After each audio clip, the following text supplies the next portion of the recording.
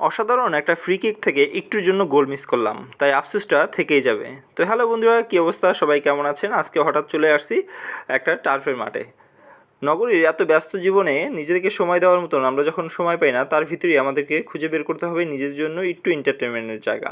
আর সেই জায়গাটা করে দিয়েছে বাংলাদেশে আর্মি স্টেডিয়ামে একটা ফুটবল টার্ফ মাঠ। আজকে হঠাৎ অফিস শেষ করে বন্ধু বান্ধব এবং কলিগরা মিলে একটা টার্ফের মাঠ ভাড়া করি। ভাড়ার পরিমাণ ছিল 7,000 টাকা এবং আমাদের বিপক্ষে যারা ছিল তারাও আমাদের কলিগই, যারা অন্য অফিসের সাথে আজকে আমাদের অফিসিয়াল কলিগদের একটা ফুটবল প্রীতি ম্যাচ অনুষ্ঠিত হয়।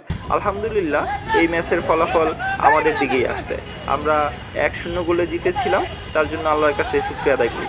যদিও সচরাচর আমাদের কারোই ফুটবল খেলা হয় না, we are non skill professional player.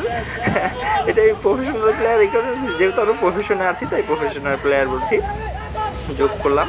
যদিও আমরা নন স্কিল নন প্রফেশনাল প্লেয়ার, তবে তারপরেও আমাদের একটু দৈনন্দিন এত ব্যস্ততার মাঝে, এত স্ট্রেসের মাঝে, কাজের ফাঁকে নিজেদের জন্য একটু সময় বের করে নেওয়া উচিত। আর তার জন্যই এই ভিডিওটা আর কি শেয়ার করা আপনাদের সাথে। আর স্পেশালি অবশ্যই ধন্যবাদ দিতে হয় অফিসের যারা সিনিয়র কলিগ আছে, তাদের এই আয়োজনে, তাদের এই উদ্যোগেই এই আয়োজনটা সফল হয়েছে।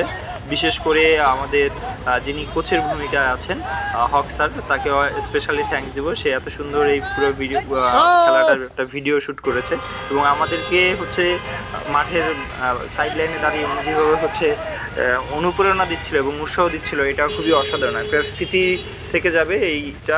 আমরা আশা করি এরকম কর্পোরেট পরিবেশ সব জায়গায় তৈরি হোক। বাংলাদেশে বিভিন্ন সময় বিভিন্ন অফিসে দেখা যায় কর্পোরেট পলিটিক্স, তবে আলহামদুলিল্লাহ আমাদের ভিতরে এই টিমটার ভিতরে অনেক সুন্দর একটা বন্ডিং।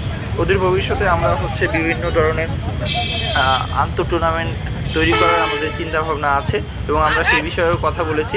আর এইটা আর একটা, এই পুরো টুর্নামেন্টের পিছনে যে মানুষটা সবচেয়ে বেশি পরিশ্রম দিয়েছে সেটা এই 1 নাম্বার জার্সি পরিহিত দেলোয়ার ভাই।